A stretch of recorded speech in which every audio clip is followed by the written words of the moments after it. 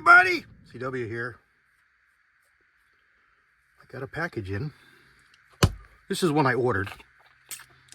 I've been wanting to try one of these for a while, and I saw this pop up online and I watched it, and it didn't progress too far, so I made sure that I wasn't looking for something that was a lemon or something that I didn't really want. And it got favorable reviews. It hasn't been around for a while. So it's a used scope. Hopefully I don't get burned, but we'll see. Let's get it opened here together and see what it looks like. Stand by.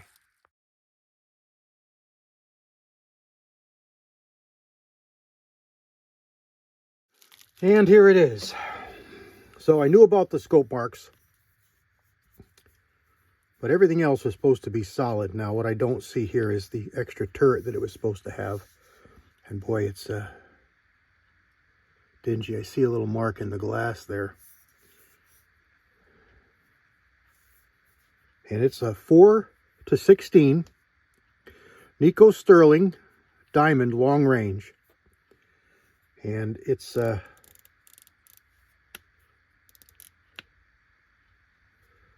yeah, locking turret, supposed to be.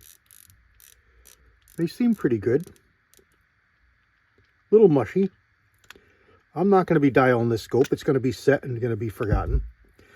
That's not good. Let's see what we got going on here. Where's my tool? Where's my tool? There it is. I got this with another scope I bought, and it's a really handy tool for doing this. See if we can see what the hell went on here. Because if this just popped off,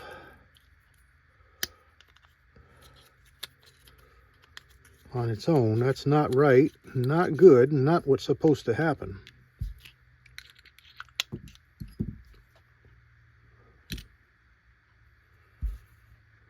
So this threads onto there. Inside threads. Interesting. There's inside threads instead of outside threads. So the post is threaded, and this threads into it and locks on with an O-ring on the outside here. I'm hoping that it was just not pushed on all the way.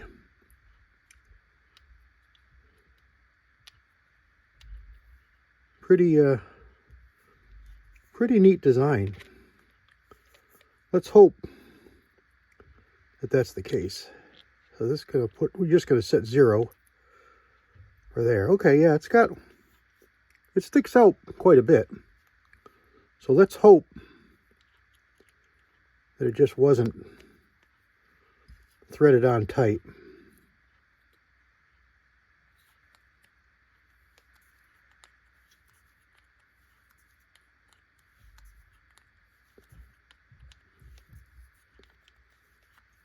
And hopefully it's not stripped.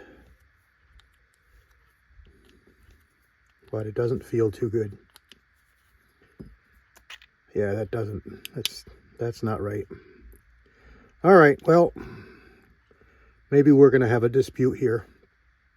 But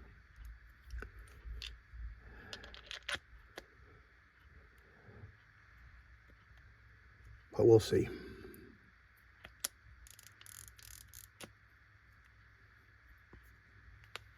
Maybe I can get that to thread. Anyway, this one here appears to be okay. Yeah, this one here goes on and goes tight. Well,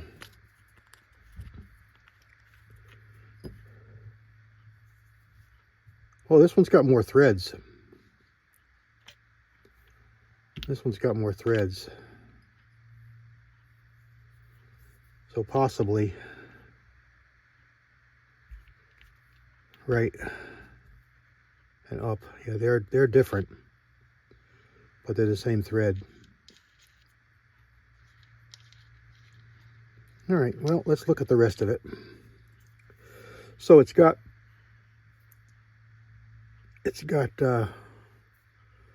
side focus down to 10 yards. It's got a battery in it. Well, it does red and green. That's pretty neat. I didn't know that. I'm not a big illuminated guy.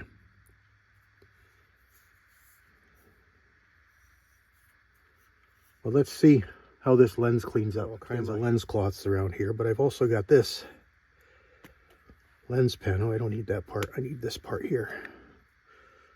Just a brush. And we're going to see if we can get this debris off the lens before we grind it in with something. And see what we get here. So it's in a little rougher shape than I hoped. I didn't pay a lot. I'll get a hold of the seller and see if we can work something out.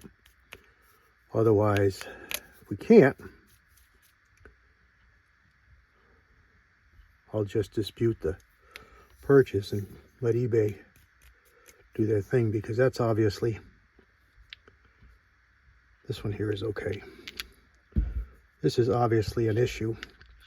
And I think what the problem is right here, those threads appear to be a little bit foobar. Where these threads here are fine. So that's what's going on there. A little bit stripped out. Well, let's check everything else out. Let's see what we've got here. Now, I believe it's a second focal plane scope. It is a second focal plane scope, so the reticle is not going to move. See what our zero looks like. These can still be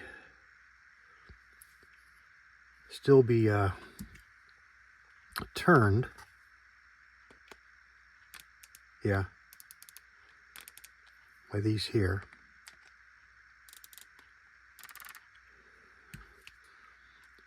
And it's got a zero stop in it. You can see the elevated piece here. That interacts with this. This is the side. This is the top.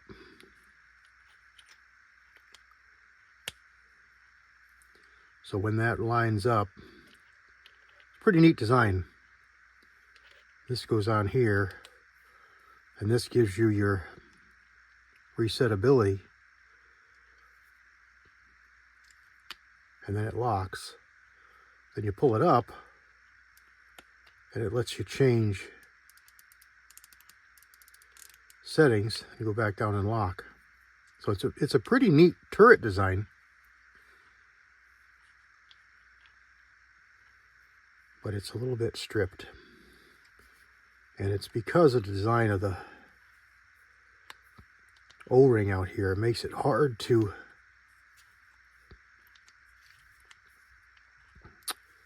get it started. See, that one works like it's supposed to. But this one over here doesn't. And that's because of that threading.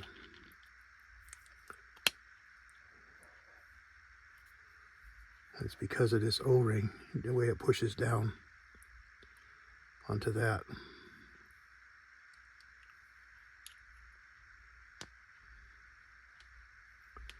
All right, let's take a look here. It actually will. You just have to make sure it's all pushed on and pushed on hard, and then it goes on, and it goes on and tightens up till it stops. So it does.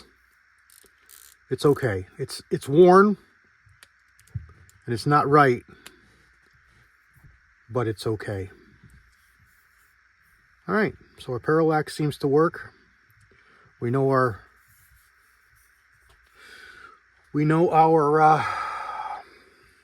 put it on the lowest power. Yeah, parallax definitely works. Or focus, I should say, definitely works. It's too close in here to check parallax.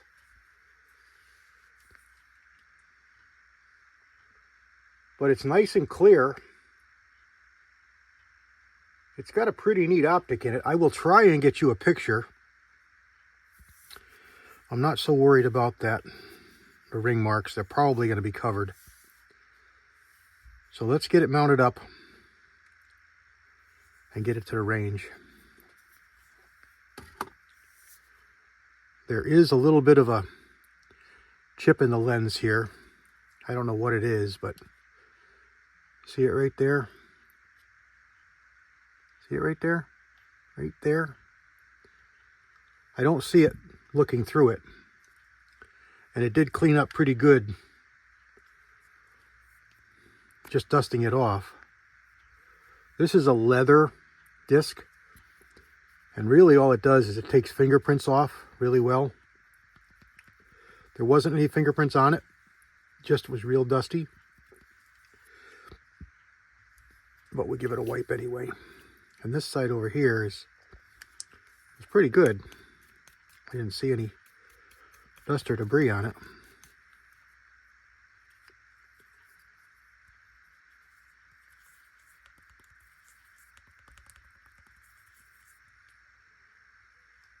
There we go. All right, let's get it mounted up and see how it looks.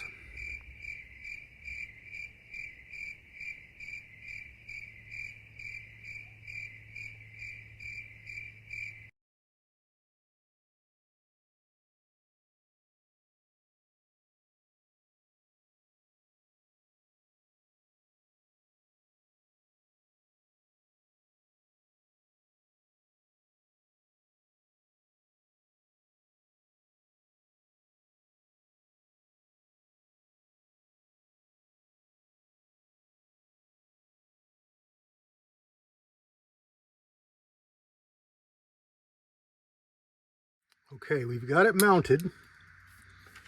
Now for the test of tracking. Let's see what we get here.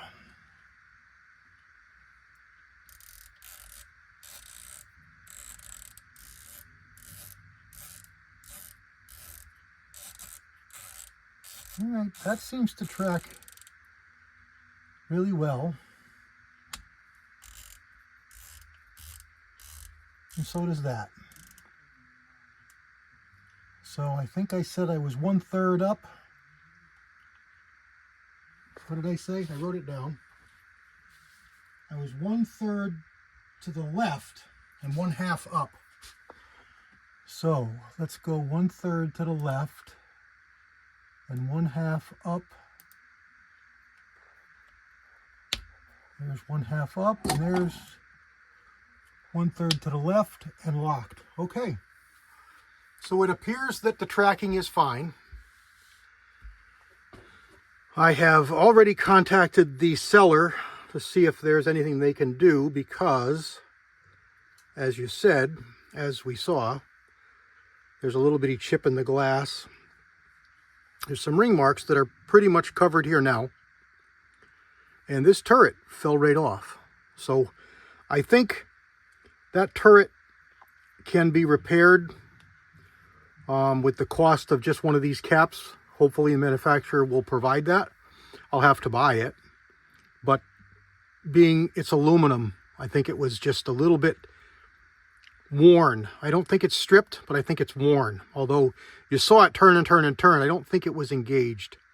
When I finally did get it engaged and the turret on properly, it turned, I don't want to say a full turn, so it doesn't have a lot of bite to it, but it's got some. And then it snugged down tight. So it will hold right now. My worry was tracking. The little glitch in the glass is not seen when you're looking through it. And I was just over my buddy's house where we can literally see miles, literally miles. There's a tank, a water tank on a mountain. And we tried to do Google Earth, but I can't find it. It's too far away. And it's too far for a laser finder to read. It's literally, you can just about see it with your naked eye, but through the scope you can tell it's a water tower. So I've got another scope here to show you guys in another video that he just got. That's a really, really nice Collis scope, 10 power. And it's really cool because I was able to see Collis. I was able to see what a known, good, excellent quality scope looked like next to this somewhat questionable Nikko Stirling. And in all honesty, at that water tower, again, miles away, miles, I'm going to say 7, I'm guessing totally 7 to 10 miles away. I've got to look on Google Earth and see if they'll give me elevations so I can track just how far I'm looking. But I went out as far as I could, as far as I figured it was, and I found a farm that I think that it's at. Thinking of my area and what it could be, my initial thought was it was this farm that's on top of the hill. But my buddy says no, and we got to look a little closer. In any event, it's a long way off, and I'm going to probably try and do some of these videos over there because he's got such a really good view.